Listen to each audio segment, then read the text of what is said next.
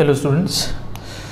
तो अभी तक मॉडुलस में हम लोगों ने प्रॉपर्टी सारी डिस्कस कर ली हैं, प्रॉपर्टी बेस्ड क्वेश्चंस भी हम लोगों ने कर लिए हैं। ठीक, अब हम लोग मॉडुलस में नेक्स्ट सेट ऑफ प्रॉब्लम्स पर आते हैं।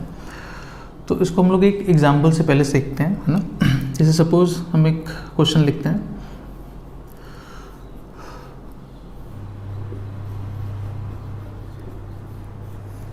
Modulus of x minus 1 equals to 2x minus 1। ठीक, तो लेट्स इसको हम सॉल्व करना स्टार्ट करते हैं। तो किसी भी क्वांटिटी का मॉड इक्वल्स टू a, तो जो भी x होगा that will be equal two plus minus of a, है ना। प्रॉपर्टी लगा दी हमने। तो इसमें दो केसेस हैं कि x माइनस 1 या तो प्लस ऑफ 2x माइनस 1 के बराबर होगा या तो x minus 1 minus of 2x minus 1 के बराबर होगा।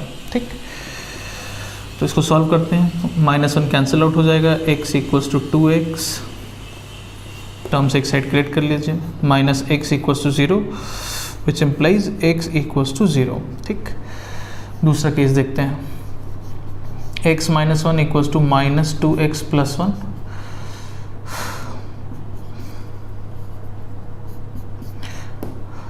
तो हम एक साइड क्रिएट करेंगे तो 3x इक्वल्स टू 2, तो यहाँ से x की वैल्यू आ जाएगी 2/3। तो हमको x की दो वैल्यूज मिल रही है सॉल्व करने पर। एक हमको मिल रहा है x इक्वल्स टू 0 और एक वैल्यू हमको मिल रही है x इक्वल्स टू 2/3, है ना। तो जैसे हम लोग सॉल्व करते थे प्रॉपर्टी बेस्ड ही क्वेश्चन अभी भी हमको दिख रहा है, mod of some quantity equal to a, first property है ना, तो वो quantity will be plus minus से हमने सॉल्व कर लिया। ठीक, अब इसमें देखते हैं इसमें प्रॉब्लम कहाँ पर है।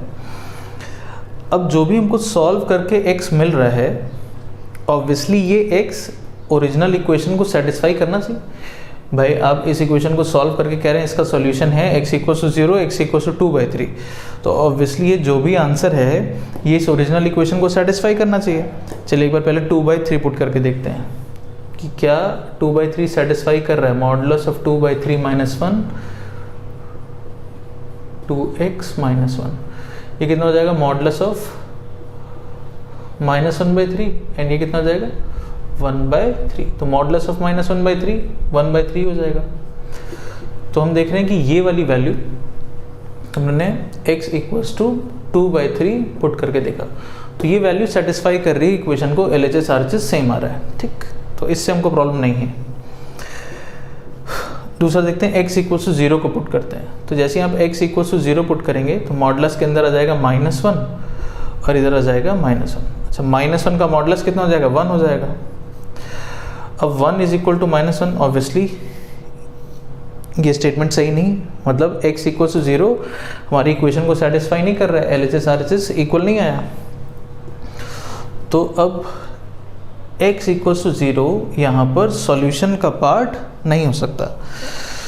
तो सॉल्व करने पर हमको दो आंसर्स मिल तो ज़रूर रहे हैं, लेकिन ये सॉल्यूशन का पार्ट है और ये सॉल्यूशन का पार्ट नहीं है। ठीक, अब इसके पहले हम लोगों ने जितने भी क्वेश्चंस किए जहाँ भी हम लोगों ने प्रॉपर्टी लगाई, कभी किसी क्वेश्चन में क्या कहीं पर भी हम लोगों ने जो हमको फाइनल आंसर मिला, क्या हम लोगों ने कभी उसको क्रॉस वेरीफाई किया कि ये सेटिस्फाई कर रहा है कि नहीं कर रहा है? कभी नहीं किया। जो भी हम लोग को फाइनल आंसर मिलता है उसको हम लोगों ने रिपोर्ट किया अभी तक, बट यहाँ पर हमको क्रॉस वेरीफाई करने की ज़रूरत पड़ रही है। तो अब क्वेश्चन देख करके हमको कैसे समझ में आएगा कि हमको कहाँ पर क्रॉस चेक करना है, कहाँ पर नहीं करना है? तो इसमें जो बेसिक प्रॉब्लम है, कहाँ पे हम लोग गलती कर रहे हैं, क्या चीज़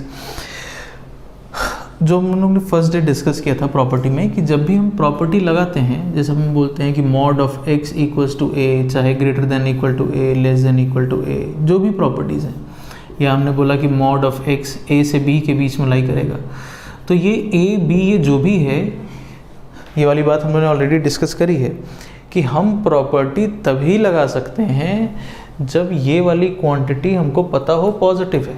अगर ये क्वांटिटी नेगेटिव है तो ऐसे केसेस में फिर प्रॉपर्टी नहीं लगा सकते। हमने क्वेश्चन भी किए उस तरीके के कि फिर वैसे केसेस में हमको लॉजिकली खुद से सोच करके आंसर लिखना होता था। पॉजिटिव है तभी तक ये प्रॉपर्टीज़ वैलिड हैं। यहाँ पे ए बी ये सब पॉजिटिव होगा तभी हम प्रॉपर्टी की बात कर पाएंगे। अगर ये पॉजिटिव नहीं है तो फिर हम लोग प्रॉपर्टी नहीं लगा सकते थे। ऐसे केसेस में हमको खुद से सोच करके आंसर लिखना होता था। ये वाली बात हम लोग ऑलरेडी पिछले लेक्चर में भी डिस्कस कर चुके हैं। अब क्योंकि 2x - 1 हमारे लिए अननोन क्वांटिटी है, हमको नहीं पता कि ये पॉजिटिव है कि नेगेटिव है। अगर ये पॉजिटिव है तब तो हमारा प्रोसीजर सही हो जाता, बट अगर ये नेगेटिव हुआ तो फिर हमको ये हमारा प्रोसीजर सही नहीं रहेगा, क्योंकि अगर ये नेगेटिव है तो फिर हम प्रॉपर्टी लगा ही नहीं सकते, फिर ऐसे लिखना हमारे लिए गलत है। ये बात समझ में आई कि यहाँ पर क्या प्रॉब्लम है। आप प्रॉपर्टी मॉडुलस की तभी लगा सकते हैं जब आप जो भी आपके RHS में क्वांटिटीज़ हैं, ये जो भी क्वांटिटीज़ आपको गिवन है, इसका साइन आपको पता होना चाहिए। ये पॉजिटिव अगर है तो हम प्रॉपर्टी लगा सकते हैं। अच्छा, पॉजिटिव नहीं भी नेगेटिव है तो हम प्रॉपर्टी तो नहीं लगा सकते, बट स्टिल हम लॉजिकली फिर सोच करके आंसर लिख देते थे कि अच्छा x बिलोंग्स टू r आएगा या x बिलोंग्स टू फाई आएगा, क्वेश्चन पे डिपेंड करेगा। बट हमको इसका साइन पता हो, हम उस हिसाब से प्रोसीड कर सकते हैं। पॉजिटिव है तो हम प्रॉपर्टी लगा देंगे, नेगेटिव है तो भी हम इसका आंसर लिख सकते हैं। बट अभी जो यहाँ पर क्वांटिटी ये हमारे लिए अननोन है, हमको x ही तो फाइंड करना है। अभी तो हमको पता ही नहीं कि ये 2x - 1 पॉजिटिव आएगा कि नेगेटिव आएगा, तो हम डायरेक्टली अभी प्रॉपर्टी लगा करके कैसे स्टार्ट कर सकते हैं। प्रॉपर्टी तो हम केवल तभी लगा सकते थे अगर ये पॉजिटिव है तो हमारा प्रोसीजर सही होता। अगर ये नेगेटिव होगा तो हमारा प्रोसीजर सही नहीं रहेगा। पहले तो हमको ये वाली बात समझ में आई कि अब यहाँ पर ऐसे केसेस में आप प्रॉपर्टी नहीं लगा सकते। प्रॉपर्टी लगाने के लिए इस क्वांटिटी का साइन आपको पता होना चाहिए। पॉजिटिव है तो आप प्रॉपर्टी लगाएंगे, नेगेटिव है तो हम प्रॉपर्टी नहीं लगाएंगे, बट स्टिल हम इसका आंसर लिख पाएंगे। बट अभी ये अननोन है, तो अननोन है तो हमको पता ही नहीं हम कैसे प्रोसीड करें, प्रॉपर्टी लगा के करें या हमको डायरेक्टली भी आंसर लिखना है, तो भी तुमको पता होना चाहिए कि ये नेगेटिव है। बट अभी ये हमारे लिए अननोन क्वांटिटी है, तो अब हम ऐसे प्रोसीड नहीं कर सकते। तो हमको इसमें क्या प्रॉब्लम है, कहाँ पर बेसिक क्या गलती हम लोग कर रहे हैं, वो वाली चीज़ हमको क्लियर होनी चाहिए। ठीक, अब ऐसे क्वेश्चंस के लिए तरीका क्या है वो देखते हैं।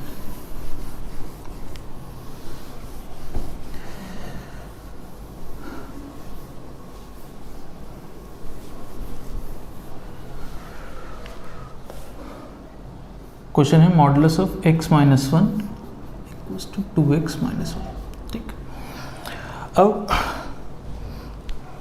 प्रॉपर्टी के बाद जो सेकंड पार्ट है क्वेश्चंस का, यहाँ पर जो क्वेश्चंस अब हम लोग सॉल्व करते हैं, अब हम लोग केसेस बना करके क्वेश्चन को सॉल्व करेंगे। ये मॉडुलस में क्वेश्चन को सॉल्व करने का दूसरा तरीका होगा। पहला, अगर आप प्रॉपर्टी लगा पा रहे हैं डायरेक्टली तो आप प्रॉपर्टी से उसको प्रोसीड कर लीजिए। दूसरा तरीका, अब जहाँ पर हम प्रॉपर्टी नहीं लगा पाएंगे, जैसे इस तरीके का क्वेश्चन, तो यहाँ पर अब हमको केसेस बनाने होते हैं, केसेस बना करके प्रोसीड करना होगा। अब केसेस कैसे बनाते हैं एंड उन केसेस में कैसे सॉल्व करते हैं, ये दोनों ही चीज़ें बहुत इंपॉर्टेंट हैं।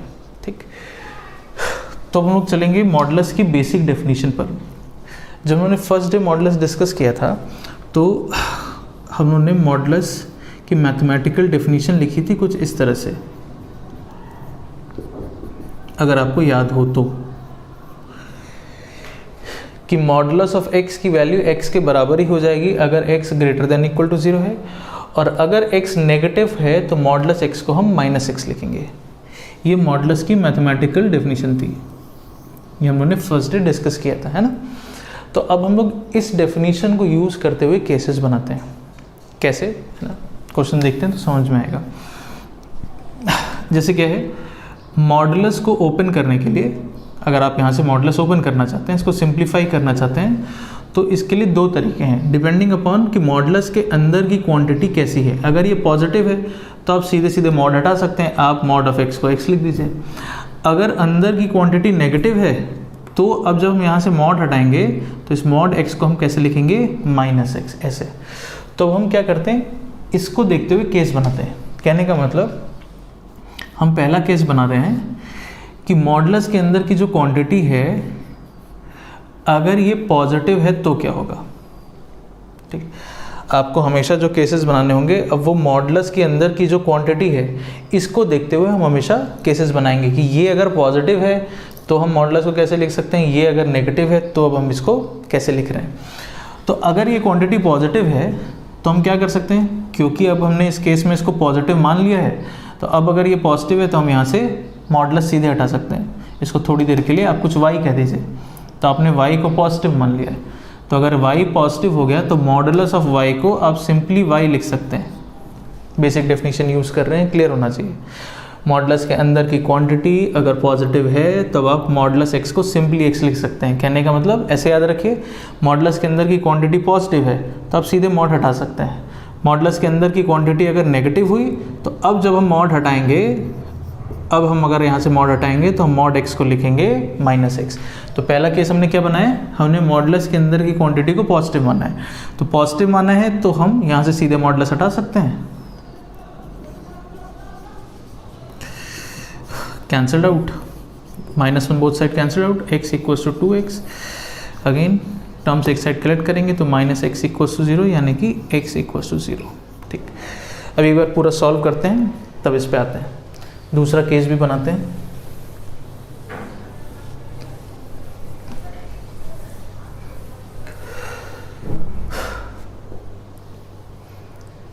सेकेंड केस बना रहे हैं कि मॉडुलस के अंदर की क्वांटिटी अगर नेगेटिव हो गई तो क्या होगा, है ना। आपको हमेशा हर क्वेश्चन ऐसे ही चलना है। एक बार आपको प्रोसीजर समझ में आ गया तो बहुत सिंपल है। जब आपको केसेस बनाने हैं मॉडुलस में, तो मॉडुलस जहां आपको दिख रहा है इस क्वांटिटी को देखते हुए केसेस बना लीजिए। एक बार मॉडुलस के अंदर की क्वांटिटी को ग्रेटर देन इक्वल टू 0 मान लीजिए, दूसरे केस में एक बार इसको लेस देन 0 मान लीजिए। हमको पता है कि जब हम इसको पॉजिटिव मानेंगे तो हम सिंपली मॉड हटा देंगे, मॉड x-1 को हमने सिंपली x-1 लिख दिया। जब हम इसको नेगेटिव मानेंगे इस केस में, अब अगर हम वहाँ से मॉड हटाएंगे तो हम एक माइनस साइन लगाएंगे, है ना। मॉडुलस ऑफ सम x, अगर ये क्वांटिटी नेगेटिव है तो मॉड हटा के minus, modulus of this x will be minus of x। ठीक, equals to 2x -1, -x + 1 equals to 2x -1। Terms एक साइड कलेक्ट कर लेते हैं, -3x इक्वल्स टू -2, -3 से डिवाइड कर देते हैं, x इक्वल्स टू 2/3। पहले चीज़ तो हमको ये क्लियर होना चाहिए कि हम केसेस कैसे बना रहे हैं, है ना। अब केसेस में कैसे सॉल्व करते हैं, कैसे आंसर लिखते हैं, वो भी डिस्कस करेंगे। बट अभी के लिए सबसे पहले आपको ये वाली बात ही क्लियर होनी चाहिए कि केस कैसे बनाएंगे। हमेशा मॉड को देखते हुए, जहाँ भी मॉड दिख रहा है इसको देखते हुए दो केस बनाएंगे। एक बार इसको positive greater than equal to 0 मानेंगे, एक बार लेस देन 0 मानेंगे। जब पॉजिटिव हो उस केस में मॉडुलस हटा दीजिए, सिंपली जो भी क्वांटिटी उसके बराबर लिख दीजिए, मतलब mod of x-1 simply x-1 हो गया। जब हम इसको नेगेटिव मानेंगे तो हम मॉड ऑफ x-1 को माइनस ऑफ x-1, मतलब मॉड हटाएंगे यहाँ से तो एक ओवरऑल हम माइनस लगा देंगे। आई थिंक क्लियर होना चाहिए अभी। ठीक, अब आते हैं कि हम आंसर कैसे रिपोर्ट करें। तो हम देख रहे हैं कि अभी भी जब हम सॉल्व कर रहे हैं तो हमको आंसर तो फिर वही मिल रहा है। पहले जो हमने प्रॉपर्टी लगा के किया, प्लस माइनस 2 केस बना के किया, तो भी आंसर तो यही आया था, x equals to 0 and x equals to 2/3। अभी भी यही आया। तो केसेस बना करके फ़ायदा क्या हुआ, पहुँच तो हम वहीं गए। और अभी अगर हमको फिर से क्रॉस चेक करना पड़ रहा है तो बात तो वही है। तो हम इतना लंबा काम क्यों करते, हम सीधे प्रॉपर्टी लगाते, जो भी आंसर आता उसको क्रॉस चेक करते। लेकिन अब बहुत इंपॉर्टेंट चीज़, एंड बहुत ध्यान से सुनेंगे, एंड ये चीज़ सिर्फ मॉडुलस के लिए नहीं, आप जिस भी क्वेश्चन में, चाहे हम लोग मॉडुलस पढ़ रहे हैं, इसके बाद हम लोग ग्रेटेस्ट इंटीजर पढ़ते हैं, फिर हम लोग लॉगरिथम पढ़ेंगे, हर जगह क्वेश्चंस में आप देखेंगे आपको केसेस बनाने की ज़रूरत पड़ेगी। एंड हम लोग ऐसे भी क्वेश्चंस देखेंगे जिसमें हमको 4 से 5 केसेस बनाने की ज़रूरत पड़ेगी। यहाँ तो भी बहुत सिंपल है, 2 ही केस बना रहे हैं, है ना। अब ऐसे 2 मॉडुलस के क्वेश्चन लेंगे तो उसमें और केसेस बनेंगे, 3 मॉडुलस के क्वेश्चन लेंगे तो उसमें और केसेस बनेंगे। तो हम लोग ऐसे क्वेश्चन भी करेंगे जिसमें 4 से 5 तक आपको केसेस बनाने पड़ेंगे।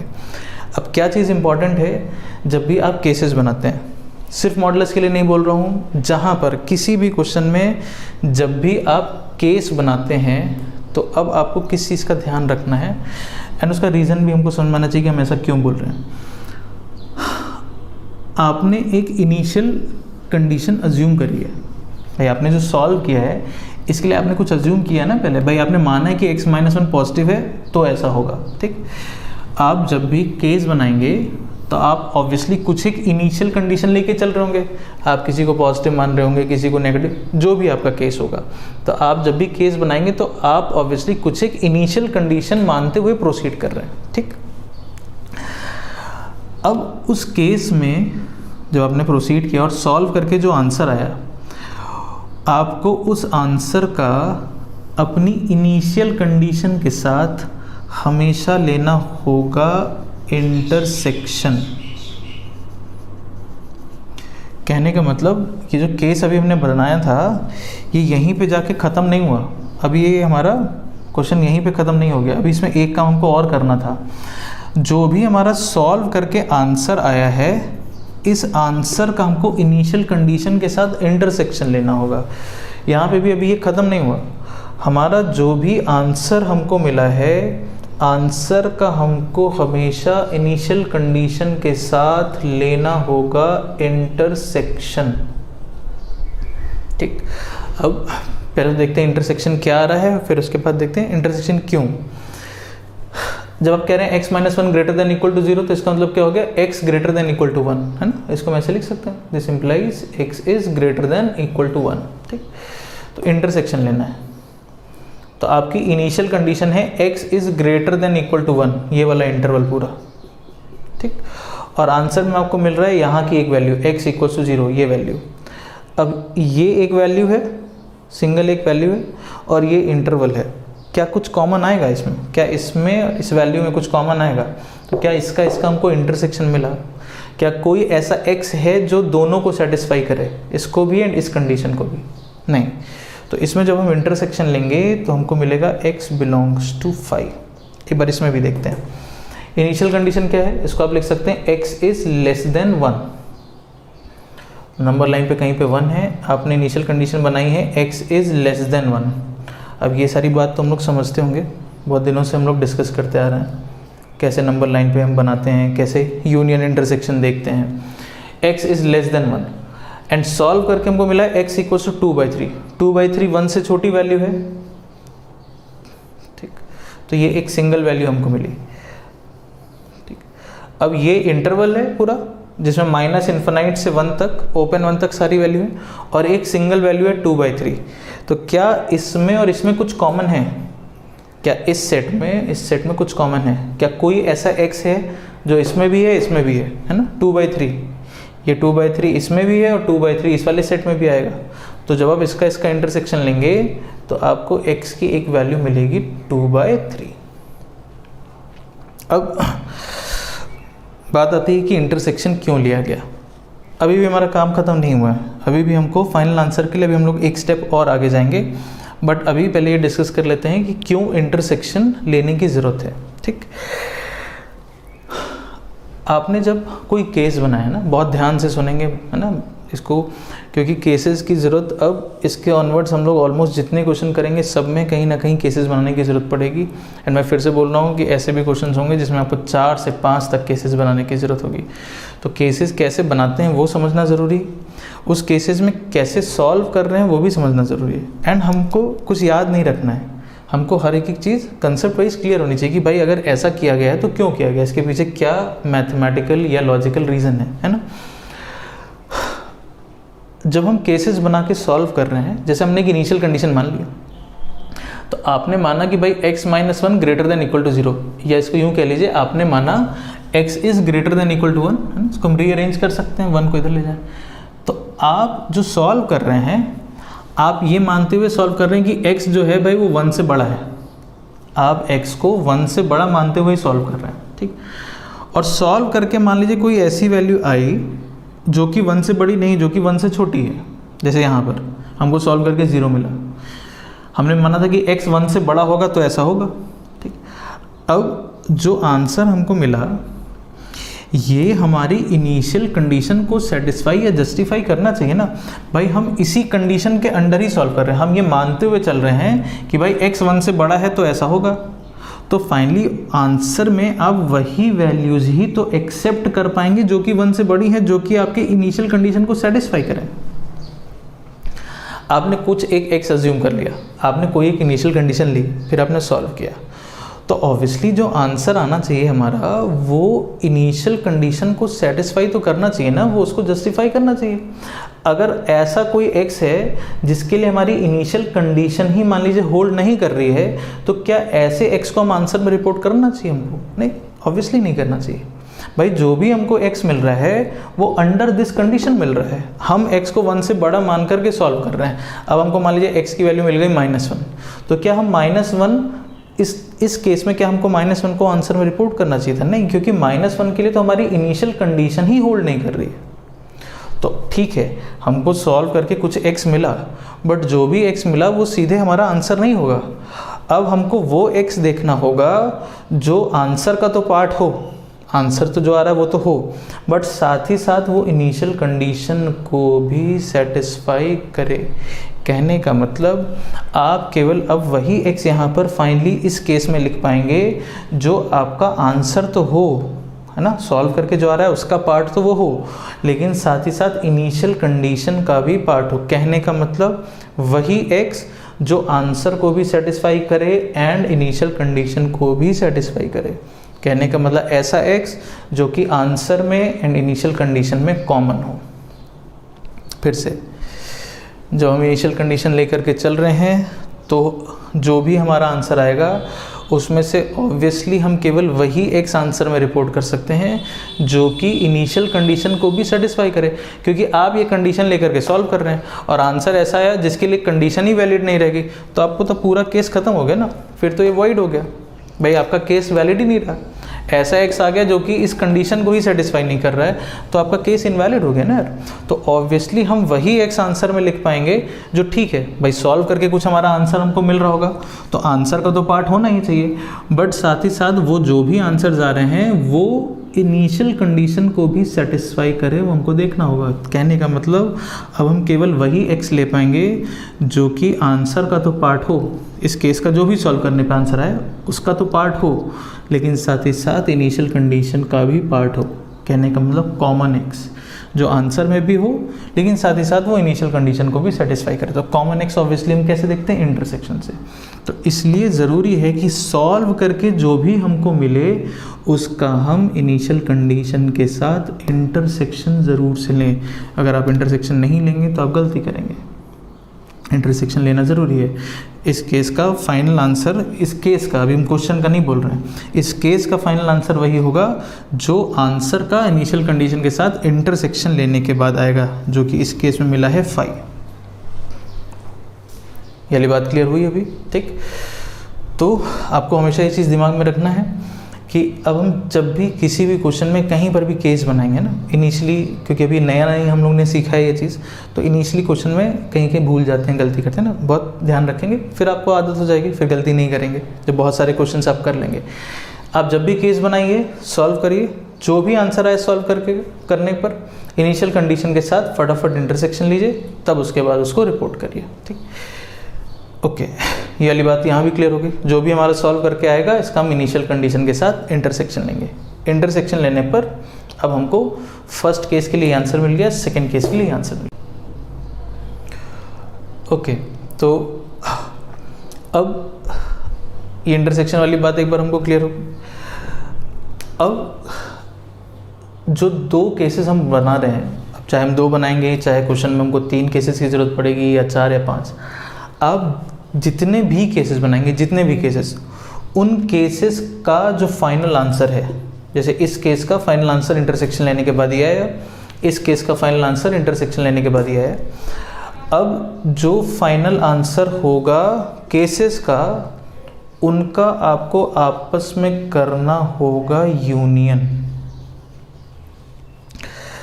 एंड यूनियन करने के बाद अब जो हमको x मिलेगा वो हमारा फाइनल आंसर होगा। कहने का मतलब एक वैल्यू है 2/3, 5 में हम किसी का भी यूनियन करेंगे तो वही रहेगा। तो फाइनली जो आंसर हो गया वो हो गया x = 2/3।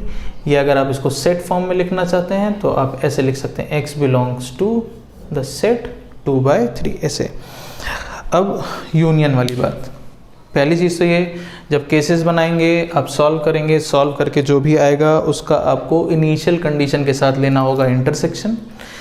इसके बाद जितने केसेस आपने बनाए हैं, इन सारे केसेस का जो फाइनल आंसर होगा, इसका हमको आपस में लेना होगा यूनियन। ठीक, तो यूनियन जैसे क्या है, जो भी हमारा क्वेश्चन है, इस क्वेश्चन को हम पूरे रियल नंबर के लिए चेक करना चाहते हैं कि भाई किस किस x के लिए ये सेटिस्फाई हो रहा है। ठीक, तो अगर आप देखिए तो हमने पूरे केस को दो पार्ट में तोड़ दिया है कि भाई अगर x 1 से बड़ा होगा, ग्रेटर देन इक्वल टू 1, तो हमारा क्या आंसर आएगा, एंड अगर हमारा x 1 से छोटा हुआ तो क्या आंसर आएगा। तो एक पार्ट हमारा ये है, एक केस हमारा ये है और दूसरा केस हमारा ये है।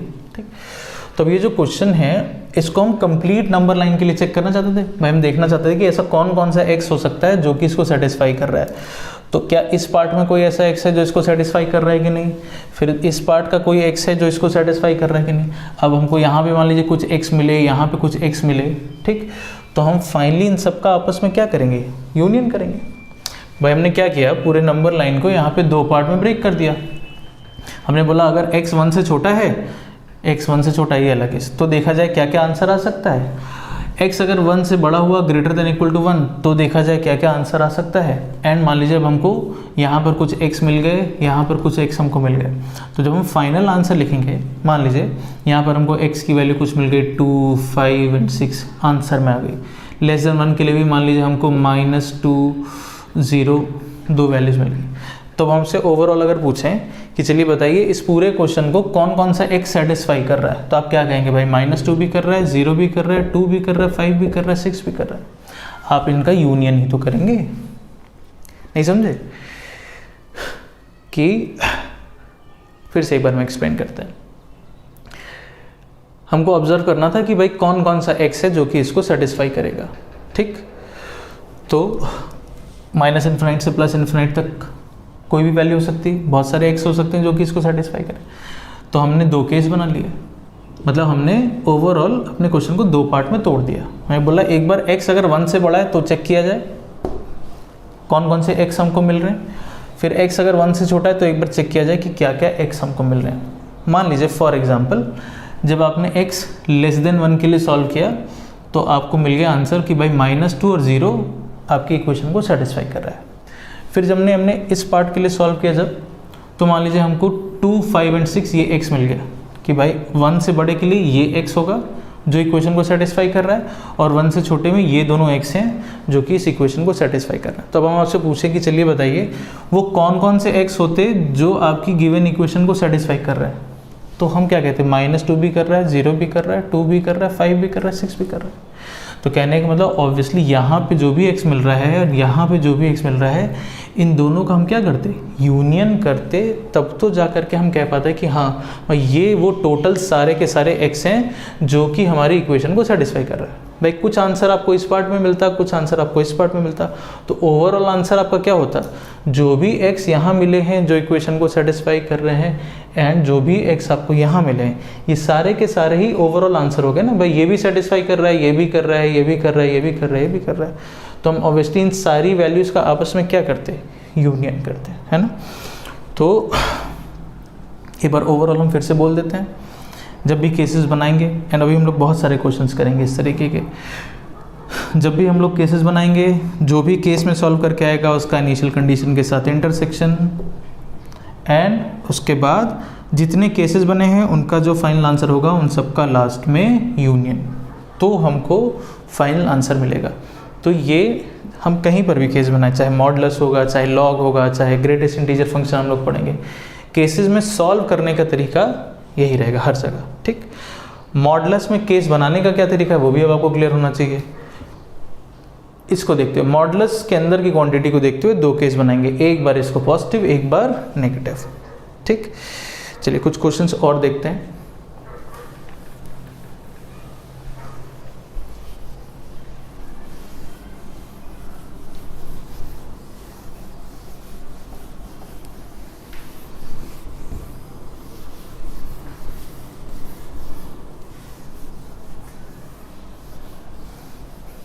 सिंपल क्वेश्चन लेते हैं, जैसे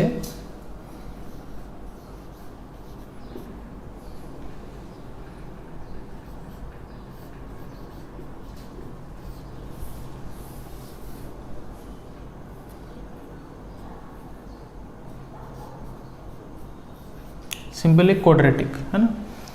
अब हमको बोले कि चलिए आप इस क्वाड्रेटिक को सॉल्व करिए, ठीक। तो अब अगर यहाँ मान लीजिए मॉडुलस नहीं होता तब तो ये बहुत सिंपल था, 2x² ये प्लस है ना, plus 3x and -3 -1 -1 2x² plus 3x -4, एक सिंपल इक्वेशन हो जाती है, हम सॉल्व कर लेते। बट यहाँ मॉडुलस है। अब अभी तक जैसे हम लोगों ने दो चीज़ें पढ़ी कि या तो भाई हम प्रॉपर्टी लगा के सॉल्व करेंगे, एंड अगर हम प्रॉपर्टी नहीं लगा सकते तो दूसरा तरीका अभी तक जो हमने सीखा है कि अब हमको केसेस बनाने होंगे। तो क्या हम इस पर प्रॉपर्टी लगा सकते हैं? क्या ये आपको प्रॉपर्टी बेस्ड जैसा क्वेश्चन दिख रहा है? ठीक, अब मान लीजिए किसी ने ऐसे सोचा कि चलिए इसको ऐसे लिखें, बाकी सारे टर्म्स उधर ले जाते हैं, तो 1 - 2x² / 3, तो mod of some quantity equal to a, तो आप कहिए प्लस माइनस a, तो नहीं कह सकते क्योंकि अगेन ये अभी हमारे लिए अननोन है। ये पॉजिटिव होता तो हम प्रॉपर्टी लगा देते, नेगेटिव होता तो भी हम सोच करके आंसर लिख देते x बिलोंग्स टू r या x बिलोंग्स टू 5 उस तरह से, बट ये अननोन क्वांटिटी है। तो अब हम अगेन प्रॉपर्टी लगा करके तो प्रोसीड नहीं कर सकते, तो प्रॉपर्टी नहीं लगा सकते तो दूसरा तरीका हमारे पास है केस, ठीक। एंड केस बनाने का जो तरीका है, चलिए यहाँ पर इसको भी x - 2 कर देते हैं, ठीक। केस बनाने का तरीका भी क्या है कि जहाँ भी मॉडुलस दिख रहा है इसके अंदर की क्वांटिटी को एक बार मानेंगे हम पॉजिटिव, दूसरा केस जब बनाएंगे इसको मानेंगे नेगेटिव। जब हम इसको पॉजिटिव मानते हैं तो क्या करते हैं, तो हम यहाँ से मॉडुलस सीधे हटा देते हैं, तो ये सिंपली हो गया 3 टाइम्स x - 2, मतलब हो गया 2x² प्लस 3x -6 -1, ऐसा हो गया, ठीक।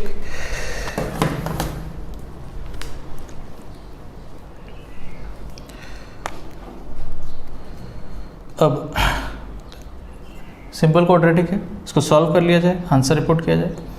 x = -b ± (√b² - 4 × a × c divided by 2 × a, ठीक। तो x मिल गया -3 प्लस माइनस √ कितना हो गया, प्लस हो जाएगा ये ना, 8 56 9 + 56 बाय 4, तो कितना होगा ये 65 है ना।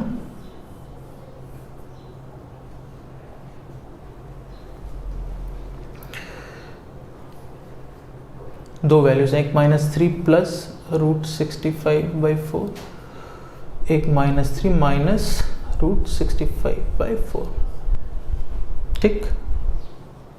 चेक कर लीजिए एक बार। बट अभी काम नहीं ख़त्म हुआ।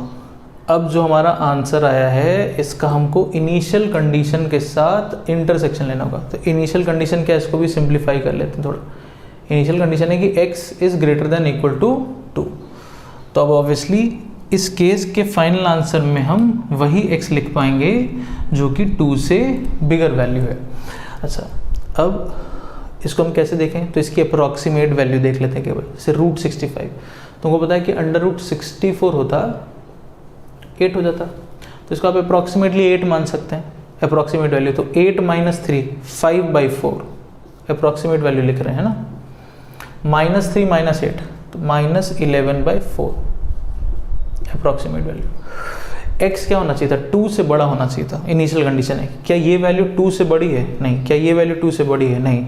यानी कि इस केस में इन दोनों में से कोई भी वैल्यू इसके साथ इंटरसेक्शन में नहीं आएगी। इंटरसेक्शन तो समझते हैं भाई, आपका इनिशियल कंडीशन है x should be greater than equal to 2, और आपको जो दो वैल्यू मिल रही हैं वो दोनों ही वैल्यू 2 से छोटी हैं, दोनों ही वैल्यू 2 के पीछे हैं। तो क्या कुछ कॉमन आएगा, नहीं आएगा। यानी कि इस केस का जो फाइनल आंसर हुआ वो हो गया x बिलोंग्स टू 5। यानी कि इस केस के लिए हमको कोई भी x नहीं मिलेगा, ठीक। कैसे केस बनाना है, एक बार अंदर की क्वांटिटी को पॉजिटिव, दूसरा केस बनाएंगे अब इसको नेगेटिव। सॉल्व करिए, जो आंसर आए इनिशियल कंडीशन के साथ इंटरसेक्शन, लास्ट में सारे केसेस का आपस में यूनियन, ठीक। तो फर्स्ट केस हो गया। चलिए सेकंड केस देखते हैं। तो सेकंड केस क्या बनाएंगे, अब इसके अंदर की क्वांटिटी को हम नेगेटिव मानेंगे, यानी कि अब हो गया x लेस देन 2। ये हमारा इनिशियल कंडीशन है हमारे लिए।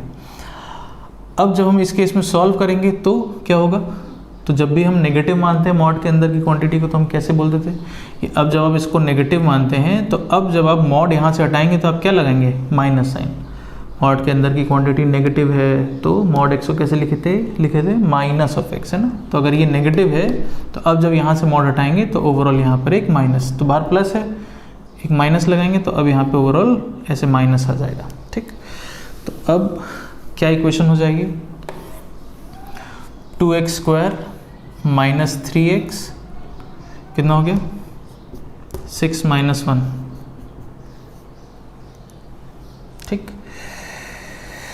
तो यहाँ पे x लिखा जाए minus b plus minus under root B square minus 4ac divided by 2a। अब हम देख सकते हैं कि ये वैल्यू ऑलरेडी इमेजिनरी हो गई, मतलब इस केस में सॉल्व करने पर ही कोई x नहीं आया, कोई रियल वैल्यू हमको नहीं मिली, ठीक। तो अब अगर कोई रियल वैल्यू नहीं मिली, x बिलोंग्स टू 5, तो अब फाई का किसी के साथ भी इंटरसेक्शन लेंगे। अब इस केस में सॉल्व करने पर ही कोई हमको x नहीं मिल रहा है, ठीक। तो अब अगर कोई x नहीं मिल रहा है, x बिलोंग्स टू 5 हो गया, तो अब फाई का किसी के साथ भी इंटरसेक्शन लेंगे भाई, क्योंकि ये तो हम हमेशा, है ना, दिमाग में रखिए, जो भी सॉल्व करके आएगा इसका इनिशियल कंडीशन के साथ इंटरसेक्शन आपको लेना होगा। तो फाई का किसी के साथ भी इंटरसेक्शन लेंगे तो क्या मिलेगा, 5 रहेगा। यानी कि फर्स्ट केस का भी आंसर हमको मिला 5, सेकेंड केस का भी आंसर हमको मिल गया 5। तो अब इन दोनों का यूनियन करके आपको आंसर लिखना है, तो 5 और 5 का यूनियन क्या रहेगा, 5 रहेगा। यानी कि इस केस में अगर हमसे पूछा जाए तो इस केस में आंसर क्या हो जाएगा, सिंपली x बिलोंग्स टू 5। ये फाइनल आंसर हो गया इस क्वेश्चन का, ठीक। चलिए अब एक क्वेश्चन सेम इसी तरीके का हम और लिख देते हैं, ठीक। उसको क्वेश्चन को देखिए, वीडियो पॉज करिए, खुद से सॉल्व करिए पूरा इस तरह से केस बना के, एक बार आप खुद से ट्राई करेंगे, ठीक है। सेम इसी पैटर्न का क्वेश्चन।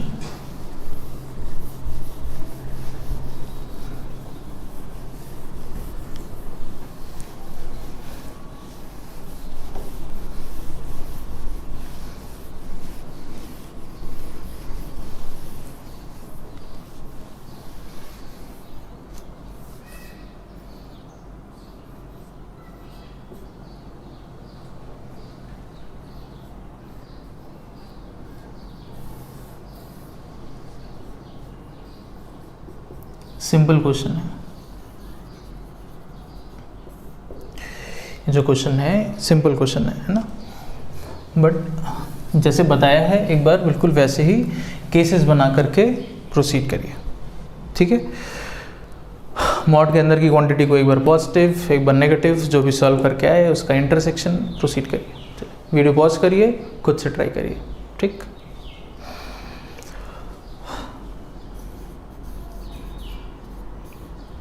चलिए, आई होप कि सबने ऑनेस्टली ट्राई कर लिया है क्वेश्चन को। मॉड के अंदर जो क्वांटिटी है, पहला केस, इसको हम पॉजिटिव मान रहे हैं, ठीक। तो जब हम इसको पॉजिटिव मानते हैं तो अब हम यहाँ से सिंपली मॉड हटा देंगे, माइनस ऑलरेडी है तो ये ऐसे ही रहेगा, ये फैक्टराइज हो जाएगा सिंपली x माइनस 2। तो यहाँ से हमको x की दो वैल्यूज़ मिल गई, एक 2 और एक 1, ठीक। अब जो भी x आया इसका इनिशियल कंडीशन के साथ इंटरसेक्शन, तो इनिशियल कंडीशन क्या है कि भाई x 0 से ग्रेटर है, ग्रेटर देन और इक्वल टू 0, तो ये दोनों ही इंटरसेक्शन में आ जाएंगे 1 और 2। यानी कि इस केस का जो फाइनल आंसर होगा वो हम कह सकते हैं x belongs to the set, ये इस केस का फाइनल आंसर हो गया 1 और 2, ठीक। दूसरा केस, अब मॉड के अंदर की क्वांटिटी को नेगेटिव मान रहे हैं, तो अब जब नेगेटिव मानते हैं तो क्या करते हैं, तो अब यहाँ से जब मॉड हटाएंगे तो एक माइनस लगाएंगे, अब माइनस पहले से तो माइनस माइनस अब प्लस हो जाएगा। अच्छा, ये फिर से फैक्टराइज हो जाएगा,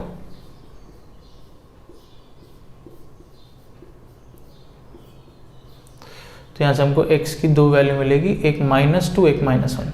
अगेन देखा जाए इसका इनिशियल कंडीशन के साथ इंटरसेक्शन, तो अब इनिशियल कंडीशन क्या है, x लेस देन 0, x 0 से छोटा होना चाहिए, तो ये भी इनिशियल कंडीशन को सेटिस्फाई कर रहा है, ये भी सेटिस्फाई कर रहा है, यानी कि इस केस में इंटरसेक्शन में अगेन ये दोनों ही वैल्यूज हमको इंटरसेक्शन में मिल जाएंगी। ठीक, तो इस केस का आंसर हो गया ये। अब लास्ट में क्या करना है आपको, जितने केसेस आप बना रहे हैं, चाहे 2 चाहे 3, जितने केसेस बनाएंगे उन केसेस का जो फाइनल आंसर होगा उसका हमको आपस में करना होता है यूनियन। तो अब जब यूनियन करेंगे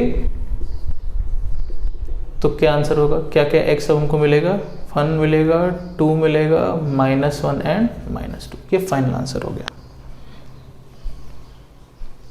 ठीक, आई थिंक क्लियर हो गया। चलिए इसको हटा देते हैं।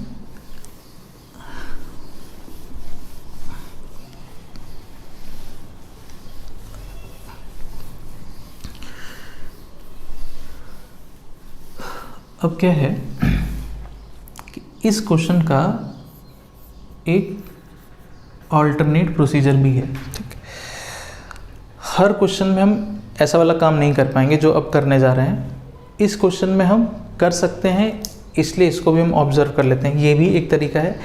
इस तरीके में हमको केसेस नहीं बनाने पड़ेंगे, क्वेश्चन थोड़ा सा छोटा हो जाएगा, बट अगेन ये हर जगह एप्लीकेबल नहीं होगा। हमको यहाँ पर एक स्पेसिफिक चीज़ हम ऑब्जर्व कर पा रहे हैं, वो क्या है उसको भी हम डिस्कस करेंगे। उसी केस में हम इस तरह से प्रोसीड कर पाएंगे। जैसे जो पिछला वाला क्वेश्चन हमने किया था वहाँ पे ये चीज़ अप्लाई करना पॉसिबल नहीं था, है ना। तो जो हमारा जनरल तरीका वो वही है कि भाई हम केस बना करके प्रोसीड करेंगे, वो हमको क्लियर होना चाहिए। हाँ, कुछ स्पेसिफिक अगर हम ऑब्जर्व कर पाएंगे जो हम यहाँ कर रहे हैं अभी, तो हम इस तरह से भी प्रोसीड कर पाएंगे। जैसे अब क्या है,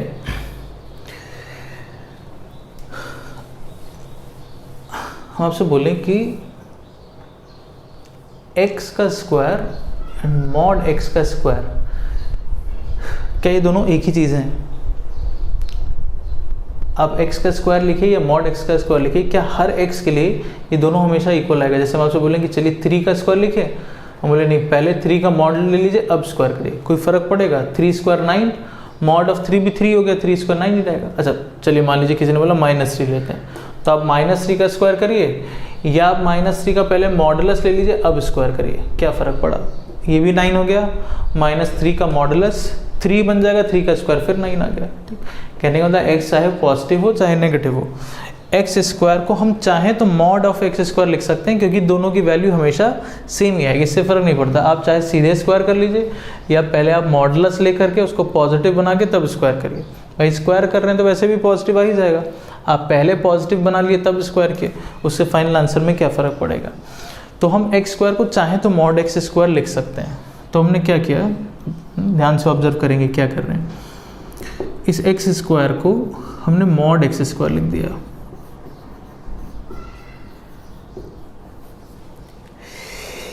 जो क्वेश्चन अभी हमको दिया था, अगर हम आपसे पूछते क्या ये क्वेश्चन क्वाड्रेटिक है एक्स में, आपसे पूछते कि चलिए बताइए क्या ये क्वाड्रेटिक इक्वेशन है, ठीक, तो अगर आपका आंसर है यस तो आप गलत हैं। This is not a quadratic in x. अभी ये जिस तरह से लिखा गया है this is not a quadratic equation. ठीक, क्यों? पहली चीज़ तो हम कैसे समझ सकते हैं, क्वाड्रेटिक के कितने रूट्स आते हैं? 2, है ना। क्वाड्रेटिक इक्वेशन के हमेशा 2 रूट्स आते हैं। आपने जब इस इक्वेशन को सॉल्व किया तो आपको 4 वैल्यूज मिली, 1, 2, -1 एंड -2। तो पहली चीज़ तो ये कि क्वाड्रेटिक में ऐसा पॉसिबल नहीं है ना। क्वाड्रेटिक इक्वेशन की 4 रूट्स नहीं आ सकते भाई, क्वाड्रेटिक के तो 2 ही रूट्स आएंगे। तो पहले तो आपको यहीं से समझ में आना चाहिए कि अगर हम आपसे पूछते कि is this a quadratic in x, तो आपका आंसर होना चाहिए था नहीं, no this is not a quadratic in x. ठीक, दूसरी चीज़, जब हम क्वाड्रेटिक की बात करते हैं तो क्वाड्रेटिक में आप कहते हैं कि भाई सम ax² होगा प्लस bx होगा प्लस c होगा। क्वाड्रेटिक इक्वेशन का फॉर्म ऐसा ही होता है। तो इसमें आपका जो वेरिएबल है, ठीक, ये और ये सेम होता है ना भाई। यहाँ x लिखा है तो यहाँ भी x लिखा है, यहाँ x लिख दें और यहाँ हम y लिख दें, आप क्या इसको क्वाड्रेटिक कहेंगे? या हम यहाँ y लिख दें यहाँ z लिख दें, आप क्या इसको क्वाड्रेटिक कहेंगे इस तरह से? नहीं ना। क्वाड्रेटिक के लिए क्या होना चाहिए? क्वाड्रेटिक के लिए ऑब्वियसली ये एंड ये आपका ये वेरिएबल आपका सेम होना चाहिए भाई, तभी तो आप कहेंगे कि this is a quadratic in x, तभी तो हम क्या पाएंगे। ठीक, अब इसमें अगर आप देखिए तो यहाँ का वेरिएबल एक्स स्क्वायर वाला वेरिएबल और एक्स वाला ये सेम नहीं है। यहाँ पे एक्स स्क्वायर है, यहाँ पे मॉड एक्स है। मॉड एक्स एक्स तो ये होता नहीं है भाई, ऐसा तो नहीं कि मॉड एक्स हमेशा एक्स के बराबर होगा। ये और ये सेम चीज़ तो नहीं है, अलग अलग चीज़ है। तो ऑब्वियसली ये क्वांटिटी और ये क्वांटिटी अभी अलग है, तो अभी आप इसको नहीं कह सकते कि this is a quadratic in x. लेकिन हमको पता है हम इसको ऐसे लिख सकते हैं। ठीक, ये इक्वेशन एक्स में तो क्वाड्रेटिक नहीं है, लेकिन ये इक्वेशन क्वाड्रेटिक है मॉड एक्स में। अगर हम आपसे कहें कि चलिए मॉड एक्स को थोड़ी देर के लिए y मान लिया जाए, ठीक, तो आप इक्वेशन लिखेंगे Y square minus 3y plus 2। भाई मॉड एक्स को y मान लिया तो y का स्क्वायर माइनस 3y प्लस 2। क्या ये क्वाड्रेटिक जैसा दिख रहा है ना? किस में क्वाड्रेटिक है? y में। y क्या है आपका? Mod x। तो बेसिकली दिस इक्वेशन, ये equation, this is not quadratic in x, but yes this can be expressed as a quadratic in mod x, है ना? This is not a quadratic in x, but this is a quadratic in mod x. आप इसको mod x में quadratic की तरह से express कर सकते हैं। ठीक, तो अब इसके बाद mod x को हमने y मान लिया, सिंपल क्वाड्रेटिक हो गया। हम इसको फैक्टराइज कर लेंगे, ये सिंपल हो गया y माइनस 2 y माइनस 1। यहाँ से y की दो वैल्यूज आ गई 2 एंड 1। y आपने किसको माना है? y हमने माना है मॉड x को, तो मतलब हमको मॉड x की दो वैल्यू मिल गई, एक 1 और एक 2। तो मॉड x 1 प्रॉपर्टी लगा दीजिए, अगर मॉड x 1 है तो x plus minus 1, mod x अगर 2 है तो x प्लस माइनस 2। मतलब x की आपको ओवरऑल 4 वैल्यूज मिल गई, plus 1 minus 1 plus 2 and minus 2। ऐसे यही हमारा आंसर था पहले भी। अब देख सकते हैं यहाँ पर हमको कोई केस बनाने की ज़रूरत नहीं पड़ी। ठीक, क्यों? क्योंकि हम इसको डायरेक्टली एक क्वाड्रेटिक में रिड्यूस कर पा रहे थे, एंड क्वाड्रेटिक के रूट्स हम लोग डायरेक्टली लिखना जानते हैं, तो हम इसको वैसे प्रोसीड कर सकते हैं। बट अगेन ऐसा आप हर क्वेश्चन में नहीं कर पा रहे होंगे। जो पिछला क्वेश्चन था उसको क्वाड्रेटिक बनाना इस तरह से पॉसिबल नहीं था। ठीक है, तो इसलिए वहाँ पर हमको इस तरह से केसेस बना करके चलने की ज़रूरत थी। केसेस बनाने वाला तरीका जो है वो जनरल प्रोसीजर है, मतलब हम कोई भी क्वेश्चन होगा तो हम वैसे प्रोसीड करेंगे उसी तरह से। हाँ, किसी क्वेश्चन में अगर हमको ऐसा कुछ स्पेसिफिक दिखा जहाँ हम इसको ओवरऑल सम सिंप्लीफाई करके इस तरह से प्रोसीड कर पा रहे हैं तो हम करेंगे, बट जो जनरल तरीका है वो वही है, केसेस बना करके प्रोसीड करने वाली बात। ठीक, तो हम लोग वैसे ही चलेंगे। हाँ, जहाँ पे ऐसा कर पाएंगे वहाँ से चलेंगे, क्योंकि ऑब्वियसली ये हमारे लिए ज़्यादा शॉर्टर मेथड है, इसमें हमको केसेस नहीं बनाना पड़ा, बहुत जल्दी हम आंसर तक पहुँच गए।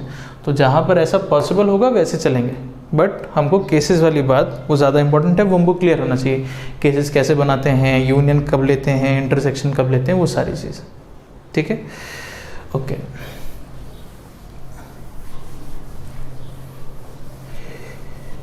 एक ऐसा क्वेश्चन हम और लिख देते हैं।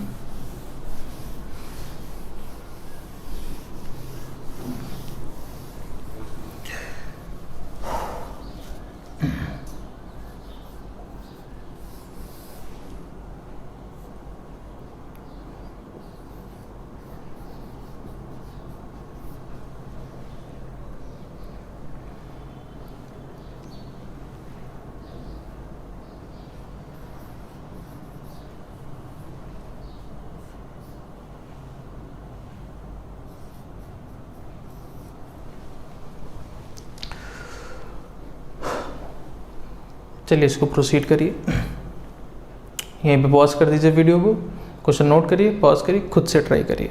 ठीक, जैसे भी समझ में आ रहा है एक बार इसको खुद से प्रोसीड करेंगे। ठीक है,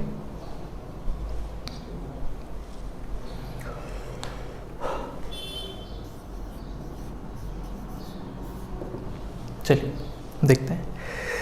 अब केसेस बना लिए ना इसको देखते हुए। ठीक, तो एक बार x माइनस 1 को हम पॉजिटिव मानेंगे, फिर हम चलिए बार प्रोसीड कर देते हैं पूरा। x माइनस वन को पॉजिटिव मानेंगे, यानी कि x greater than equal to 1। तो इस केस में क्वेश्चन कैसा हो गया, x square minus, simply mod हट जाएगा क्योंकि हम इसको पॉजिटिव मान रहे हैं, मॉड हमने हटा दिया।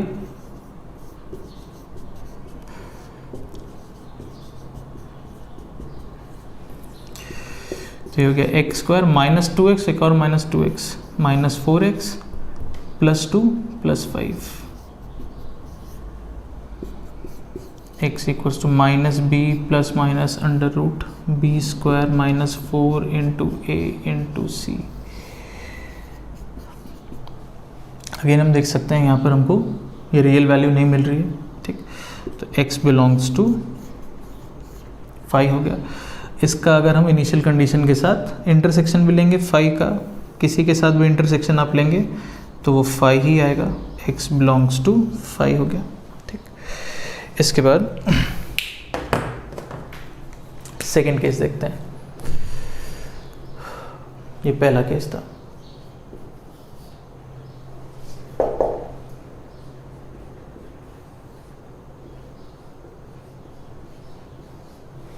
सेकेंड केस में हम इसको लेस देन 0 मान रहे हैं। तो अब जब हम इसको लेस देन 0 मानेंगे तो हम क्या करेंगे, यहाँ से मॉडुलस हटाएंगे तो माइनस साइन लगाएंगे, तो माइनस माइनस प्लस हो गया अगेन,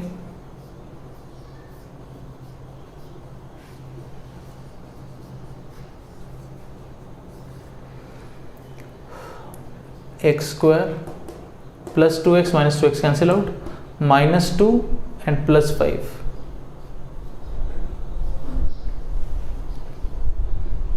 यहाँ से एक्स स्क्वायर की वैल्यू माइनस 3 आ गई। x अगेन यहाँ पर इमेजनरी आ जाएगा, मतलब कोई भी रियल x एग्जिस्ट नहीं करेगा, x belongs to 5। And again हम इसके साथ इंटरसेक्शन लेंगे,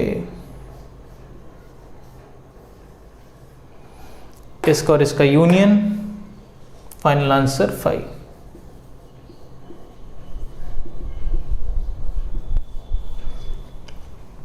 ठीक, मेरे ख्याल से अभी उन्होंने 3 क्वेश्चंस कर लिए हैं, तो केसेस बनाने वाली बात अभी हम लोग और क्वेश्चंस भी करेंगे, बट केसेस कैसे बना रहे हैं, इंटरसेक्शन लास्ट में यूनियन क्लियर होना चाहिए अब एकदम, है ना। एंड मॉडुलस में केस कैसे बनाना है वो भी क्लियर होना चाहिए। मॉड के अंदर की क्वांटिटी को एक बार पॉजिटिव एक बार नेगेटिव, इस तरह से। आई थिंक प्रॉब्लम नहीं होनी चाहिए इसमें, है ना। देखिए अब यहाँ पर इस क्वेश्चन में भी अगर हम थोड़ा सा ऑब्जर्व करते तो जैसा हमारा पिछला क्वेश्चन था हम उस तरह से चाहें तो यहाँ प्रोसीड कर सकते थे, ठीक। इस क्वेश्चन में भी जैसा पिछला क्वेश्चन था ना, हम लोगों ने एक प्रॉपर क्वाड्रेटिक बना लिया था मॉड एक्स में, वैसे, ठीक। अब इसमें भी हम वैसे चाहें तो अगर हम थोड़ा सा ऑब्जर्व कर पाते स्टार्टिंग में ही तो हम उस तरह से भी कर सकते हैं, तो हमारा काम थोड़ा सा कम हो जाएगा, केसेस नहीं बनाने पड़ेंगे, हम आंसर तक जल्दी पहुंचेंगे। हम इसमें क्या ऑब्जर्व कर रहे हैं, देखिए जैसे एक्स स्क्वायर माइनस 2x है, इसको एक साथ ले लीजिए, x square minus 2x minus 2 mod of x minus 1 plus 5, ठीक। अब इसमें एक्स स्क्वायर माइनस 2x में एक 1 ऐड कर देते हैं एंड एक ओवरऑल 1 सब्ट्रैक्ट कर लेंगे। भाई जितना ऐड किया उतना सब्ट्रैक्ट किया, ओवरऑल इक्वेशन में नो चेंज, है ना। तो 1 ऐड किया तो 1 सब्ट्रैक्ट भी करेंगे तो 5 माइनस 1 हो जाएगा, 4 हो जाएगा, ठीक। क्या आप इसको x माइनस 1 का स्क्वायर लिख सकते हैं,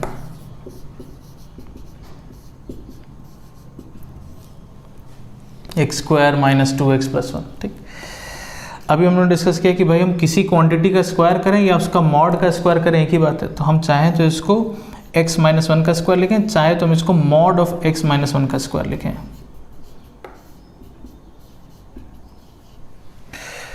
कहने का मतलब ये है कि अगेन हम देख रहे हैं कि हम यहाँ पर इसको चाहें तो एक ओवरऑल एक क्वाड्रेटिक इक्वेशन में हम इसको कन्वर्ट कर सकते हैं। This is a quadratic equation, किस में आप इसको किस क्वांटिटी में क्वाड्रेटिक कहेंगे, this is a quadratic in mod x minus 1। अगर हम मॉडुलस x माइनस 1 को थोड़ी देर के लिए y मान लें, this is a quadratic in mod x minus 1। ये आपका हो गया Y square minus 2y plus 4 equals to 0, ऐसे हो गया।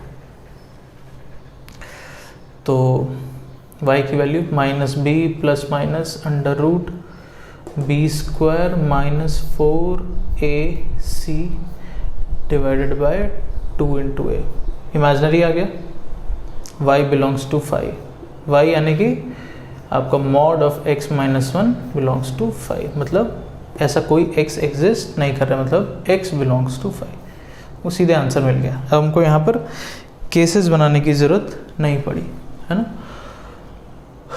कहने का मतलब वही है कि हमको केसेस वाली बात क्लियर हो जानी चाहिए पहली चीज़ तो।